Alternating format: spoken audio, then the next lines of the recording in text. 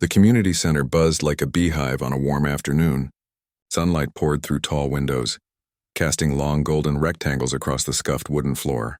Kids darted between folding chairs, some clutching sheet music, others adjusting ties or smoothing out performance dresses. Parents milled near the back, sipping coffee from paper cups and chatting in low voices. A few teenagers huddled near the snack table, laughing too loudly, trying to look cool while secretly checking if anyone was watching them. It was the final rehearsal before the big spring showcase, an event the neighborhood took seriously. Every year, kids from all over the district came to show off their talents, singing, dancing, magic tricks, even poetry. But the crown jewel of the whole evening was always the piano performance. Not just any piano either. This year, someone had donated the use of a real, honest-to-goodness grand piano. A shiny black beast that sat proudly at the front of the room like a silent king. Its lid was propped open, revealing rows of gleaming white and black keys that seemed to hum with possibility. Near the back wall, half hidden behind a stack of unused music stands, stood a girl who didn't quite fit in. She wasn't wearing a fancy dress or crisp shirt like the others. Her clothes were simple, faded jeans and a soft cotton t-shirt that had seen better days. Her shoes were clean but scuffed at the toes, and her dark hair was pulled back in a loose ponytail, with a few strands escaping around her face. She didn't talk to anyone. She just watched. Her eyes, large and quiet, followed every movement on stage, every note played, every bow taken. She held a small notebook in her hands, its edges worn soft from constant use. Inside, the pages were filled not with doodles or gossip, but with careful drawings of piano keys, labeled with letters and numbers, and tiny notations in pencil that only she could fully understand. She hadn't signed up to perform. She wasn't even supposed to be there, really. Her mom worked the evening shift at the hospital, and the community center was one of the few safe places she could wait until it was time to walk home. She came almost every day after school, doing homework at a corner table or reading library books curled up on a beanbag chair. But today was different. Today the piano was here, and it called to her like a voice she'd been hearing in her dreams for years. She'd never touched a real piano before. Not once. At home, there was no room for something like that. Not with 3 siblings sharing one bedroom and her parents working double shifts just to keep the lights on. But she'd spent countless hours at the public library, sitting in front of an old computer in the corner, watching video after video of people playing. She'd pause, rewind, watch again, her fingers moving silently in the air as if pressing invisible keys. She'd scribble notes in her book: C major, down happy, minor, gum sad, fast, gum excited, slow, lonely. She'd listen to classical pieces on the library's free headphones, closing her eyes and letting the music fill her chest until it felt like her heart was playing along. Now, with the real thing just a few feet away, her feet moved before her mind could catch up. The piano sat alone for a moment. Everyone was taking a break, stretching, laughing, grabbing water bottles. The space around it was empty. She took a slow step forward. Then another. Her heart thumped so hard she could feel it in her throat. She stopped just beside the bench, her breath shallow. No one was looking. She reached out slowly, almost shyly, and let the very tips of her fingers brush against the smooth, cool surface of the keys. Just once. A soft, quiet plink rang out. Middle C, clear and pure. It was barely a sound, really. But in the sudden lull between conversations, it carried. A few heads turned. One boy, tall and confident in a crisp white shirt, nudged his friend and smirked. "Whoa, check it out. Someone thinks they can play just by touching it?" A girl nearby giggled. "Yeah, like magic. You gonna make it sing, Cinderella?" More laughter followed. It wasn't cruel in a shouting kind of way. It was the kind of teasing that cuts deeper because it's wrapped in amusement, like they were watching a stray cat wander onto a stage meant for trained performers. "Seriously, you're not supposed to touch that," another voice chimed in, not unkindly but with the authority of someone who felt they belonged there. "That's for the real performers." The girl's hand snapped back as if burned. Heat rushed to her cheeks. She looked down at her shoes, wishing the floor would swallow her whole. She wanted to run, to disappear into the hallway and never come back. But something held her in place, not pride, not anger, but a quiet ache. Because she knew. She knew what those keys could do. She knew the music that lived inside them, waiting. And she knew deep in her bones that she wasn't just pretending. She didn't say a word. She just stepped back, clutching her notebook tighter, and moved toward the wall again, pressing herself into the shadows as if she could become part of it. The laughter faded as people turned back to their own conversations, already forgetting her. But the moment lingered in the air like the echo of that single note. From across the room, an older man watched. He sat near the piano, legs crossed, sipping tea from a thermos. His hair was mostly gray, his face lined with years, but his eyes were sharp and kind. He'd been the music director for the showcase for over a decade, a retired teacher who still loved guiding young talent. He'd heard the teasing, seen the girls retreat. But more than that, he'd seen the way her fingers had hovered over the keys. Not randomly, not like a child poking something new. There was intention in her touch, a kind of reverence, and when she'd pressed that one key, her whole body had leaned into it as if listening for an answer. He'd also noticed something else. The notebook. The way she held it like it was precious. The way her eyes kept drifting back to the piano even as she tried to hide. Most people would have dismissed her as just another curious kid. But he'd been teaching music long enough to recognize the look, the quiet hunger, the silent yearning that couldn't be faked. It was the same look he'd seen in his own students years ago, the ones who went on to play in symphonies or teach in conservatories. It wasn't about fancy clothes or perfect posture. It was about the way someone listened. He didn't say anything yet. He just watched and waited.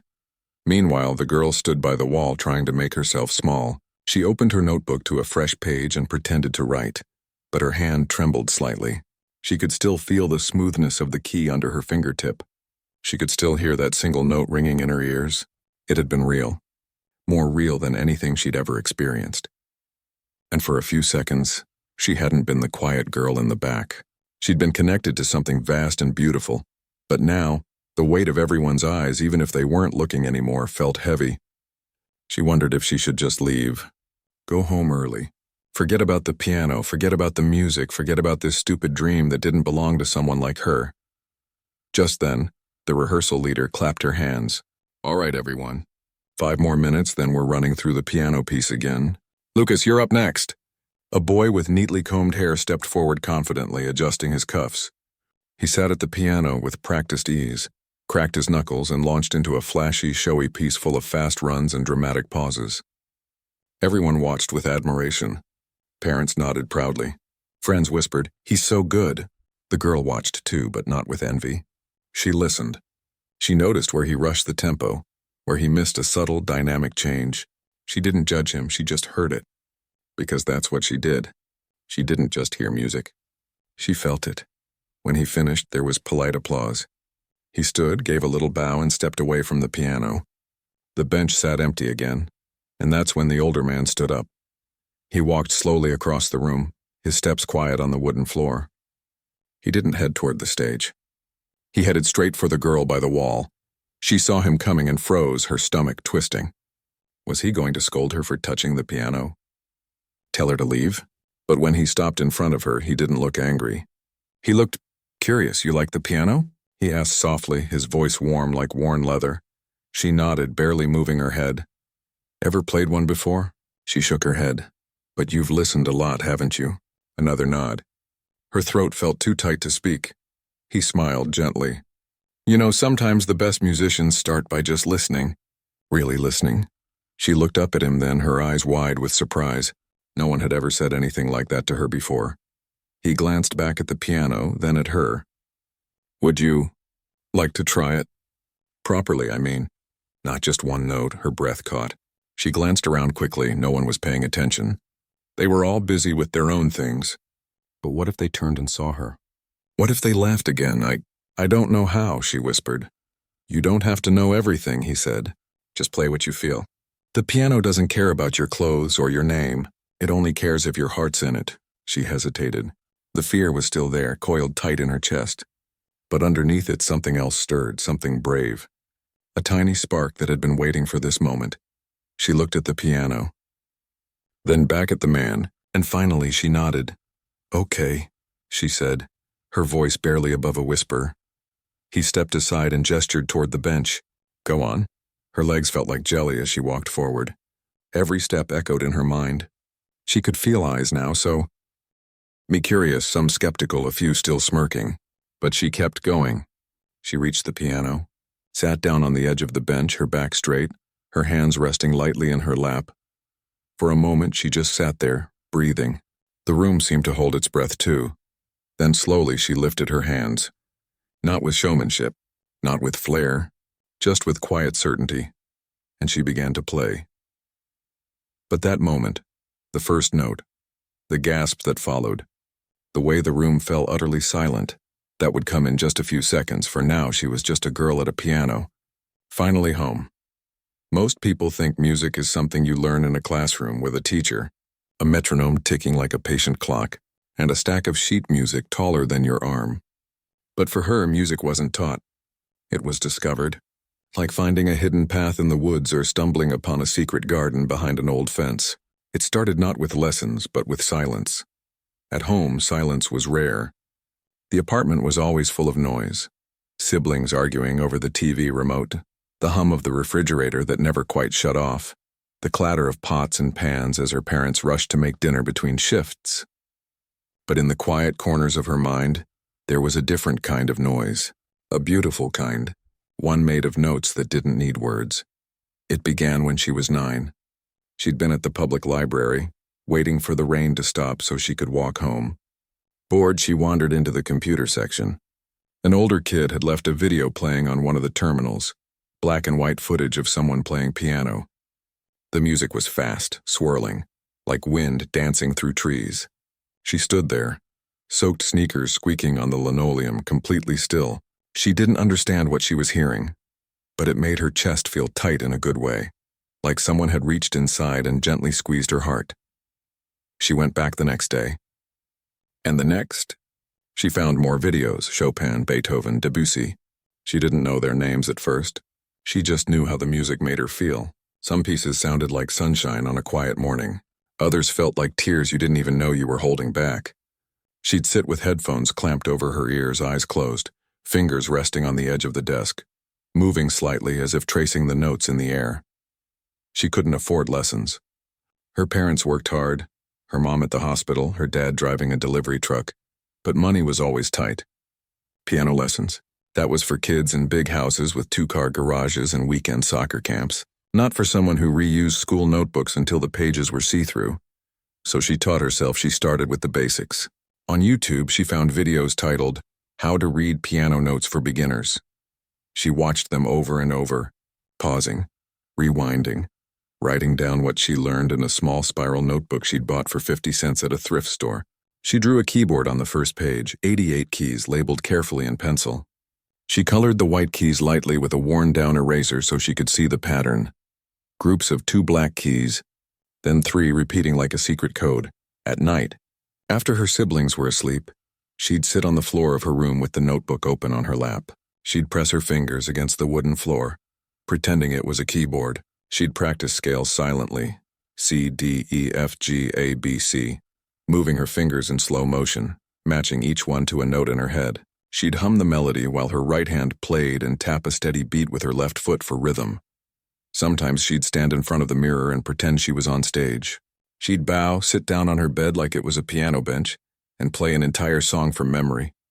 Her fingers flying, her face serious with concentration. No sound came out, but in her mind, the music was loud and clear. She could hear every note, every pause, every swell and fade. The library became her second home. Twice a week after school, she'd walk the 20 minutes there, backpack bouncing against her shoulders. She'd head straight to the computers, log in with her library card, and pull up her favorite tutorials. She learned about chords, how 3 notes played together could make something feel happy or sad or mysterious. She learned about tempo, how fast or slow you played changed the whole mood. She even started recognizing pieces by ear. If she heard a song in a movie or on the radio, she'd try to figure out the notes later on her floor piano. One day, the librarian, a kind woman with silver hair and reading glasses on a chain, noticed her watching piano videos again. Instead of shooing her away like some adults might, she smiled and said, "You really love that, don't you?" The girl nodded shyly. The librarian disappeared for a moment and came back with a thick book. "This is a beginner's guide to piano," she said, placing it gently on the desk. You can check it out. And if you ever want to listen to real recordings, we have classical CDs in the music section. Headphones are free. That book became her treasure. She read it cover to cover, then started over. She copied diagrams into her notebook, practiced finger numbers, thumb is 1, pinky is 5, and even tried to write simple melodies using the notation she was slowly learning. It wasn't perfect. She mixed up sharps and flats sometimes. She couldn't read music fluently like the kids in recitals, but she didn't need to. She had something else, something deeper. She had feeling. She'd listen to a piece and not just hear the notes, but feel the story behind them. A fast-jumping melody wasn't just allegro. It was a rabbit running through a field. A slow, low chord wasn't just adagio. It was someone standing alone at night looking at the stars. Music to her wasn't just sound. It was emotion you could touch. At school, she stayed quiet. She wasn't the class clown or the star student. She was the one who sat in the back, always listening, always watching. During music class, when others fumbled on the recorders or sang off-key just to make their friends laugh, she paid attention. She noticed how the teacher's voice changed when she talked about Beethoven, how her eyes lit up. She stored those details away like seeds waiting to grow. She never told anyone about her secret. Not her friends, not her family. She was afraid they'd laugh. Or worse, they'd say, "That's nice, but be realistic." So she kept it tucked inside like a warm stone in her pocket. Something just for her, but the dream grew anyway. On weekends, when her parents were working, she'd walk to the community center just to sit near the old upright piano in the corner of the game room. It was out of tune, missing a key and covered in stickers from years of kids, but to her it was magic. She'd wait until no one was around, then sit down and press a few keys, softly, carefully. She'd test out little melodies she'd been practicing in her head. Sometimes, if she was lucky, she'd get 5 whole minutes alone with it before someone came in to shoot pool or play ping pong. Those moments were precious. They were real. The sound wasn't perfect, but it was hers. Back at home, she'd lie in bed at night and imagine what it would be like to play a real piano. Not the broken one at the center, but a grand piano, like the kind she saw in videos with a shiny black finish and a sound that filled a whole room. She imagined sitting on the bench, hands on the keys, and playing something so beautiful that everyone stopped talking, that they turned and listened, that they understood without words what she was trying to say. It wasn't about fame. It wasn't about winning contests or getting standing ovations. It was about being heard, truly heard, in a world where she often felt invisible, just another quiet kid in a crowded classroom, just another face in a long line at the grocery store. Music was the one place where she felt seen. She didn't know how to explain it, but she knew this. When she played, even silently, even on a floor or a table, she wasn't small anymore. She was big. She was full of light and sound and stories no one else could tell. Of course, there were hard days, days when she messed up a scale for the 100th time and wanted to throw her notebook across the room. Days when she heard a prodigy on the radio, some kid her age playing concertos with perfect technique, and felt like giving up. What's the point? She'd think. I'll never be that good. But then she'd remember the feeling, the one she got when a melody finally clicked, when her fingers moved in just the right way, when the music in her head matched what she was. Playing, that feeling was worth every frustration, and so she kept going. She practiced. While doing chores, tapping rhythms on the kitchen, counter while washing dishes, humming bass lines while folding laundry. She'd listen to classical music on the bus, eyes closed, imagining her hands on the keys. She even started composing her own little pieces, simple, short melodies that captured how she felt that day. One was called Rain on the Window, another was Walking Home Alone. She wrote them down in her notebook using a mix of letters and symbols only she understood. Her parents noticed. She was quieter than usual sometimes, or that she'd disappear into her room for hours. They didn't know why, but they didn't push. They were tired, stretched thin, doing their best. But once her mom found the notebook open on the bed, she saw the drawings of piano keys, the scribbled notes, the little hearts drawn next to certain songs. She didn't say anything, but the next week she brought home a small second-hand keyboard from a garage sale. Just 25 keys, battery-powered, with a tinny sound. It wasn't much, but when the girl saw it sitting on the kitchen table wrapped in newspaper, she burst into tears. She hugged her mom so tight she couldn't breathe. That night, she stayed up until 2 a.m., playing every so. She knew on those 25 keys. The sound was thin, the keys stiff, but it was real. It was hers. And for the first time, she didn't have to imagine the music. She could make it. Still, she knew it wasn't enough. The keyboard was a toy compared to a real piano, but it was a start. And starts, she'd learned, were everything. She practiced every single day, even when she was tired, even when her fingers ached, even when no one was watching, because she wasn't doing it for them. She was doing it for the music. And for the quiet girl inside her who finally had a voice, even if no one else could hear it yet. That's why when she saw the grand piano at the community center during the rehearsal, she couldn't stay away. It wasn't curiosity. It was calling. Like a long-lost friend whispering, "I've been waiting for you."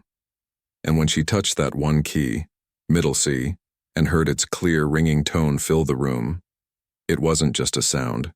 It was a promise. A promise that all those silent hours, all those floor keyboards, all those library afternoons, they hadn't been wasted. They'd been leading her here, to this moment, to this piano, to the chance, however small, to finally let the world hear what she'd been carrying inside all along.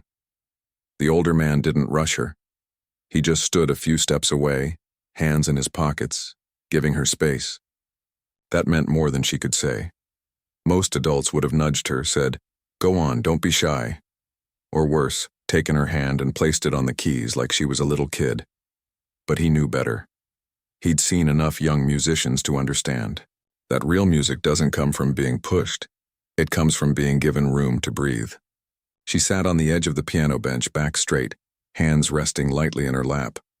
Her heart hammered like a drum in her chest, but she kept her breathing slow. In, out. In, out. She'd practiced this moment 1,000 times in her head. Sitting, at a real piano, fingers on the keys, the world falling away. But now that it was actually happening, it felt both terrifying and strangely familiar, like stepping into a dream she'd lived before. Around her, the chatter in the room had quieted a little. Not because anyone expected anything, but because something about the way she sat, the way she looked at the piano made them pause. Even the boy who'd teased her earlier stopped mid-laugh and turned his head, curiosity replacing his smirk. The man gave her a small nod. "Whenever you're ready," he said softly. She swallowed, looked down at her hands. They were small, a little rough from chores, nails bitten short. Not the hands of a concert pianist. No long, elegant fingers, no perfectly manicured nails. Just ordinary hands. But they knew things. They remembered every scale she'd traced on her bedroom floor, every chord she'd hummed while washing dishes, every silent performance she'd given to her bedroom mirror. She lifted them slowly, hovering just above the keys. The black and white pattern stretched out before her like a path she'd been walking in her mind for years. She didn't think about the notes. She didn't think about the people watching. She thought about the music, the one that lived inside her waiting to get out. And then she began. Her fingers landed on the keys with a quiet confidence that surprised even her. The first notes were soft, almost hesitant, but clear. A simple phrase rising like a question, then another answering it. It wasn't flashy, it wasn't loud, but it was real, and it was hers. A few people shifted in their seats. Someone whispered, "Is that Chopin?" Another frowned, trying to place the melody. The boy who'd mocked her earlier crossed his arms, eyebrows raised, not in disbelief anymore, but in something closer to awe. She didn't notice any of it. She was already gone, lost in the music. Her body relaxed, her shoulders dropped. Her breathing synced with the rhythm. The outside world, the bright lights, the folding chairs, the skeptical faces, faded into a blur. All that existed was the piano, her hands, and the river of sound flowing between them. She played a piece she'd learned by ear months ago, watching a grainy video on the library computer. It was fast in parts, delicate in others, full of runs that tumbled like water over stones and chords that swelled like a deep breath. She'd practiced it endlessly on her tiny keyboard, on tabletops, even on her knees during bus rides. She knew every turn, every pause, every place where the emotion shifted from joy to longing, and back again. And now, on a real piano, it came alive in a way she'd never imagined. The sound filled the room, not just with volume but with color. The high notes sparkled like sunlight on glass. The low notes rumbled like distant thunder. The middle register sang with a warmth that wrapped around everyone like a blanket. It wasn't perfect. She missed a note here, rushed a passage there, but it didn't matter. Because what she lacked in polish, she made up for in soul. Every note carried feeling. Every phrase told a story. The man who'd invited her to play stood perfectly still. His eyes were closed for a moment, then opened wide. He'd heard thousands of students play over the years, some technically brilliant, some painfully awkward. But this was different. This wasn't just playing. This was speaking. And what she was saying was honest, raw, and beautiful. Parents stopped checking their phones, kids stopped fidgeting. Even the rehearsal coordinator, who'd been shuffling papers at the back, looked up, her pen frozen mid-air. No one moved. No one whispered. The only sound was the piano, and the quiet gasps that slipped out when a particularly moving phrase floated through the air. Halfway through, she hit a tricky run, a cascade of notes that always gave her trouble on her small keyboard. But here, on these real keys with real hammers and strings, it felt natural. Her fingers flew, light and sure, and the notes tumbled out like laughter. A few people actually leaned forward in their seats, as if afraid to miss a single sound. She didn't show off. She didn't play louder to impress. She just played what she felt. And what she felt was years of silence finally finding its voice. When she reached the final section, the part where the music slows, softens, and ends on a single, lingering note, she didn't rush it. She let it breathe. She held the last chord just long enough for its echo to settle into the room, then lifted her hands slowly, palms up, like she was offering something precious. And then, silence. Not the awkward kind, not the kind that follows a mistake, but a deep, respectful silence, the kind that comes after something true has been said. For a full 3 seconds, no one moved. No one clapped. No one spoke. They just sat there, stunned, as if waking from a dream. Then, from the back of the room, the older man started clapping. Just once, then again, steady, warm, full of respect. That broke the spell. Applause erupted, not polite, not forced, but real, loud, heartfelt. People stood up, some wiped their eyes. The girl who'd giggled earlier now looked down, cheeks red with shame.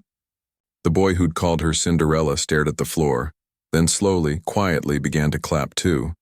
She stayed seated, hands still hovering above the keys, not sure what to do. She hadn't expected this. She'd expected laughter, maybe a quick, nice try, then being ushered away. Not this wave of warmth rolling toward her. The man walked over and knelt beside the bench so he was at her eye level. That, he said, his voice thick with emotion, was one of the most honest performances I've heard in a long time. She looked at him, eyes wide, lips parted slightly. She wanted to say thank you, but the words wouldn't come. So she just nodded, tears welling up, but not falling. He smiled.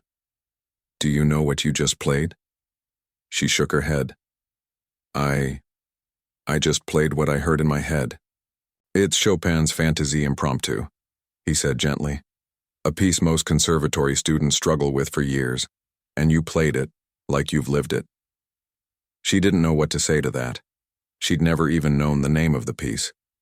She'd just loved how it felt, like joy and sadness tangled together, like running through a storm and laughing while you're soaked. Someone in the front row called out, "How long have you been playing?" She hesitated.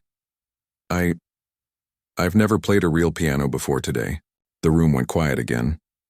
You're joking, someone said. She shook her head. I practice on a little keyboard, and on tables, and floors. A few people exchanged glances. One mom whispered to another, "She's never even had a lesson?" The man stood up and addressed the room, his voice calm but firm. "This young lady has something rare, not just talent but heart. And that," he said, looking around, "is something no amount of training can teach." He turned back to her. "Would you like to play in the showcase tomorrow?" Her breath caught. "Me? But he said I'm not signed up and I don't have a fancy dress or anything." He chuckled softly. "Music doesn't care about dresses. It cares about truth. And you just gave us truth." She looked out at the crowd. The same people who'd laughed at her minutes ago were now looking at her with something like wonder. It was overwhelming, but also freeing. She took a deep breath. "Okay," she said. "I'll play." The man nodded, then turned to the group. "All right, everyone, let's give her some space to practice. And from now on," he added, his voice gentle but clear, "we treat every person who walks through that door with respect. You never know who's carrying a whole world inside them." People murmured in agreement. Chairs scraped as they moved back, giving her room. No one lingered to stare. No one whispered behind her back. They just made space. She sat back down, at the piano, alone now except for the man standing quietly near the wall. She placed her hands on the keys again, not to perform this time, but to connect, to thank the piano for letting her speak, to thank the music for never leaving her, even when no one else listened. She played a simple scale, C major, slow and steady. Then another, then a little melody she'd made up herself just for this moment. It was quiet, sweet, full of hope. Outside, the sun dipped lower in the sky, casting long shadows across the floor. But inside the community center, something new had been born. Not just a performance, but a kind of understanding. That talent doesn't always wear a label. That courage doesn't always shout. Sometimes it just sits down at a piano, takes a breath and plays. And when it does, the world stops to listen. The night of the spring showcase arrived with a hush that felt different from any other evening. Outside, the air was soft and warm, carrying the scent of blooming jasmine from the community garden next door. Inside the center, the usual buzz of pre-show nerves was there. Kids adjusting bow ties, parents smoothing dresses, volunteers arranging chairs. But something had shifted. People moved quieter, spoke softer, and every so often, someone's eyes would drift toward the grand piano at the front of the room, then quickly away, as if they were guarding a secret. She sat in a small side room usually used for storage, knees pulled to her chest, her notebook open on her lap. She wasn't wearing a fancy dress. Her mom had helped her pick out the nicest thing she owned, a simple navy blue dress with short sleeves, clean and ironed, the hem slightly frayed but neatly stitched. Her shoes were polished, her hair combed back into a smooth ponytail. She looked like any other kid, maybe even plainer than most. But inside, she felt like she was holding lightning. She hadn't slept much the night before. Not from fear exactly, but from the weight of what was about to happen. Yesterday in rehearsal it had been just a few people, half distracted, half curious. Tonight the room would be full. Parents, teachers, neighbors, even the mayor was supposed to come. And they'd all be watching her, the girl who'd been laughed at just 2 days ago. She flipped through her notebook. Not to study notes or fingerings, she knew the piece by heart, down to the spaces between the notes, but to remind herself why she was doing this. On one page she'd written in small letters, "Music is how I talk when words aren't enough." On another, "Play like no one's listening, even if they are." A soft knock came at the door. The older man peeked in. "5 minutes," he said gently. "You ready?" She nodded, though her stomach twisted like a wrung-out towel. He didn't offer empty praise like, "You'll be great," or "Don't be nervous." He just sat down beside her on an old crate and said, "You know, the first time I played in public, I forgot the entire middle section. Just blanked, stopped, sat there in silence for what felt like forever." She looked at him, surprised. "What did you do?" "I started over," he said with a small smile. "From the beginning. And you know what?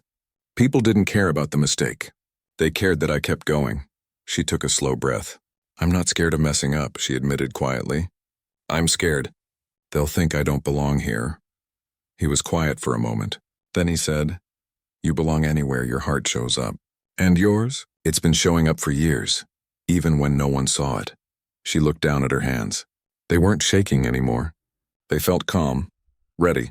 Okay, she said. He stood and offered his hand.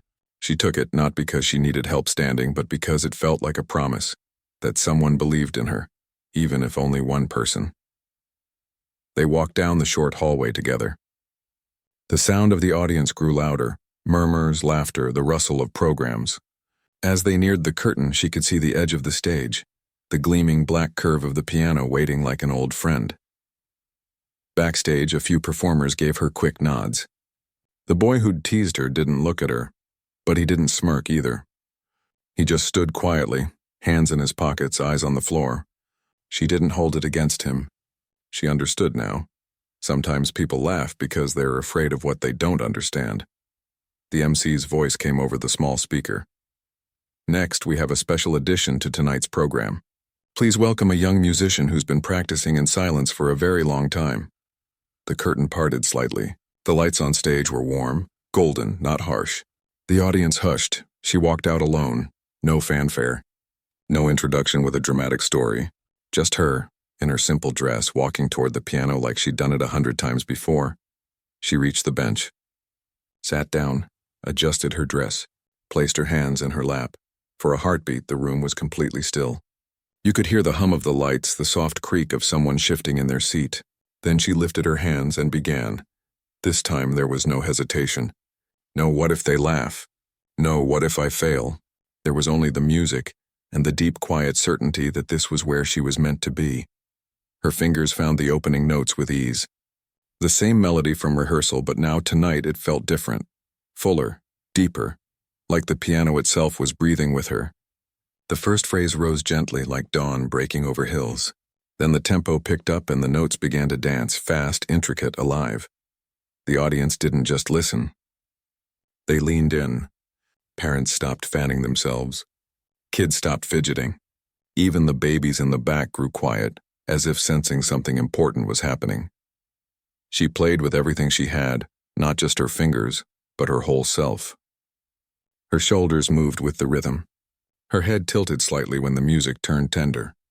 Her eyes stayed closed most of the time, not because she was shy, but because she was inside the sound, walking through it like a forest she knew by heart. At one point, during a particularly fast run of notes, her foot tapped lightly against the pedal, not perfectly timed but with feeling. It didn't matter. The music carried it, and the audience didn't notice the tiny flaw. They only felt the joy in it. Halfway through, something magical happened. The room didn't just listen. They disappeared into the music with her. You could see it in their faces, eyes soft, mouths slightly open, breaths held. A woman in the third row wiped a tear away without even realizing it.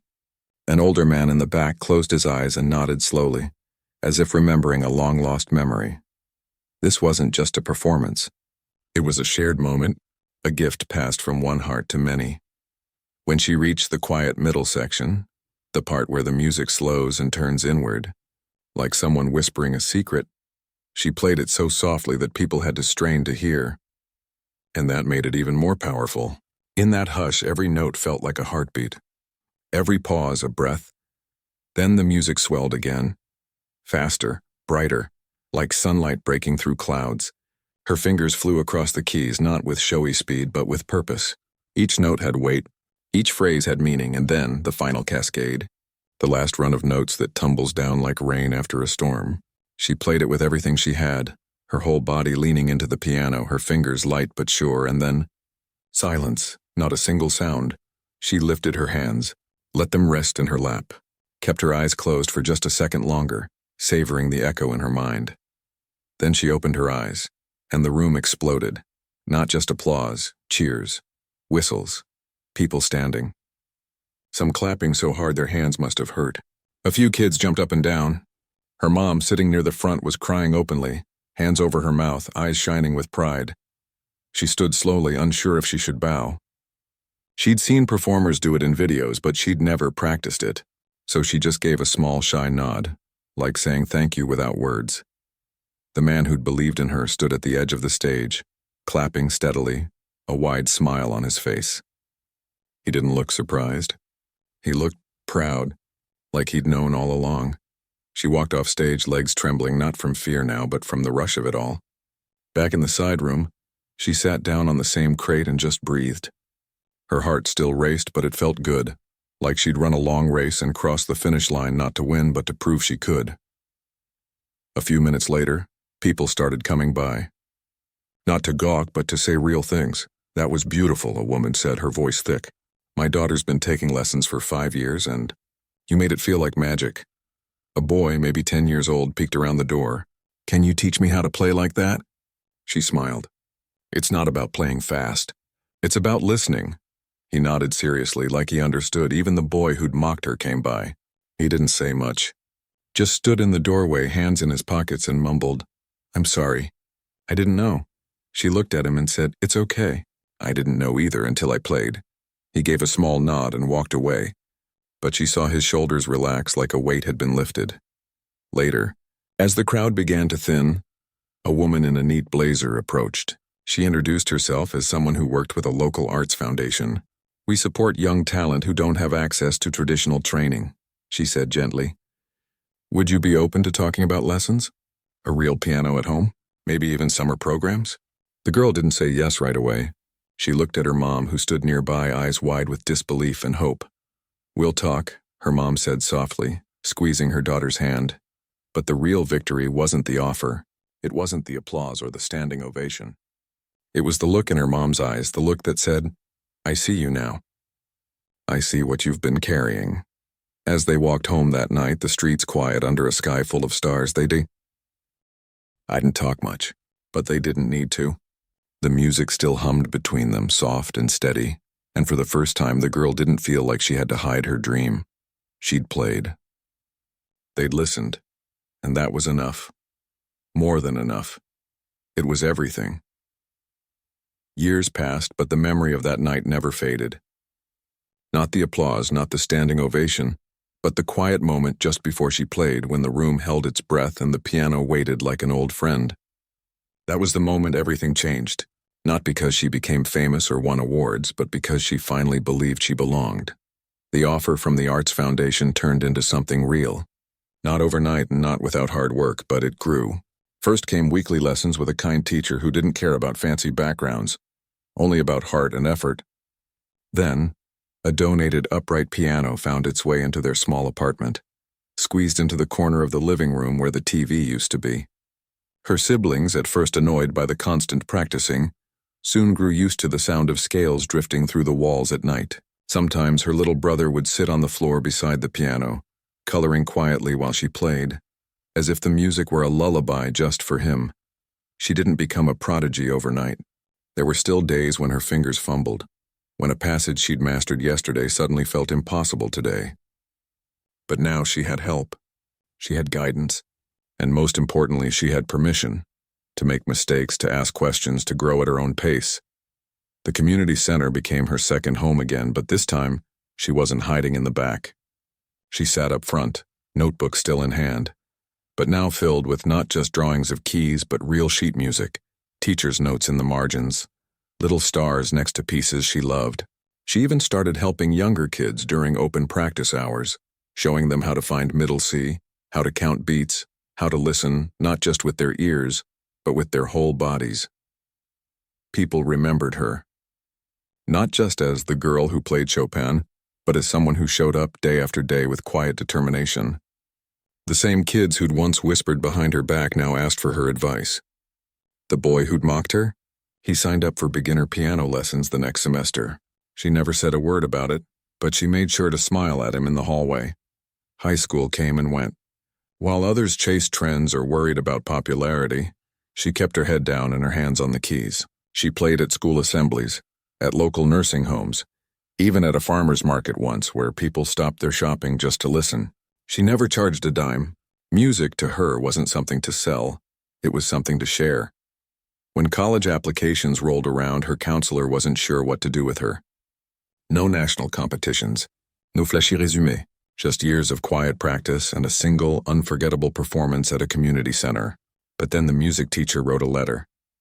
Not about technique or awards, but about character.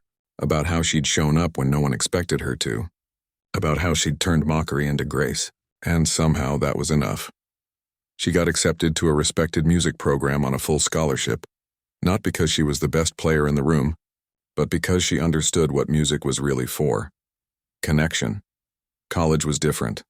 Bigger, faster, full of students who'd been playing since they were 3, who spoke in musical terms she'd never heard, who owned grand pianos in their dorm rooms, or so it seemed. For a while, she felt small again, like the girl in the back watching but not belonging. But then she remembered the floor piano, the library headphones, the 25-key keyboard wrapped in newspaper, and she realized she didn't need to be like them. She just needed to be herself, so she played her way. Not flashy, not perfect, but honest. And slowly people noticed. Not in a loud way, but in quiet nods after class, in requests to collaborate on projects, and professors pulling her aside to say, "You have a rare gift for storytelling through music." She didn't chase fame. She chased truth. And truth, it turned out, had its own kind of magnetism. After graduation, she could have auditioned for orchestras or moved to a big city to chase a career. But something pulled her back home. Not out of obligation, but out of love. She remembered the silence before she played, the silence of being unseen. And she didn't want any other kid to feel that way. So she returned to the same community center where it all began, not as a student, but as a teacher. The first day she walked in and saw the same scuffed floors, the same folding chairs, the same old piano, though now it was hers to care for. She set up a small sign, "Free piano lessons for kids who love music. No auditions, no fees. Just show up with curiosity and respect." At first, only a few came. A shy girl who'd never touched a key, a boy who wanted to learn movie themes, a teenager who said, "I just need somewhere quiet to be." She didn't teach them to impress judges or win contests. She taught them to listen, to feel, to find their own voice in the keys. She'd sit beside them on the bench, not above them. She'd say things like, "What does this note make you feel?" Or "Try playing it like you're telling a secret." She never said, "You're doing it wrong." She'd say, "Let's try it another way." And slowly, the room filled not with perfect players, but with brave ones. Kids who'd been told they weren't talented enough found a place where effort mattered more than perfection. Kids from crowded apartments, from single-parent homes, from families working 2 jobs, they all found a corner of the world where they could be heard. One afternoon, a new girl came in. She stood by the door, clutching a worn backpack, eyes darting around like she wasn't sure she was allowed to be there. She wore faded jeans and a t-shirt with a small tear near the sleeve. She looked exactly like the girl she used to be. The teacher, now older, calmer, wiser, smiled gently. "Hi," she said. "You here to play?" The girl nodded, barely moving. "Ever played before?" "No," she whispered. "That's okay," the teacher said, standing up. "Neither had I until the day I touched a key and the world changed." She walked over and sat at the piano. "Come here." The girl hesitated, then stepped forward. "Just one note," the teacher said. "Any note you like." The girl reached out, fingers trembling slightly, and pressed a key, middle C. The note rang out clear and warm, and in that sound, the teacher heard her own past and the girl's future. She didn't laugh. She didn't rush her. She just said, "That's beautiful. Want to try another?" The girl nodded, eyes wide with wonder, and so it began again, not with fame, not with fanfare, but with one note, one moment of courage, one person saying, "You belong here." Years later, when people asked her what success looked like, she didn't talk about stages or recordings or awards. She talked about that moment, the quiet click of a child's finger on a key, the look in their eyes when they realize they can make something beautiful out of nothing. She never forgot the sting of being mocked. But she also never let it define her. Instead, she turned it into kindness, into space, into open doors. And every time she sat at a piano, whether it was in a grand concert hall or a small community room with peeling paint, she played the same way she had that first day, with her whole heart, for anyone willing to listen, because music, she'd learned, wasn't about being the best. It was about being brave enough to show up and to let your truth be heard, even if it starts with just one note.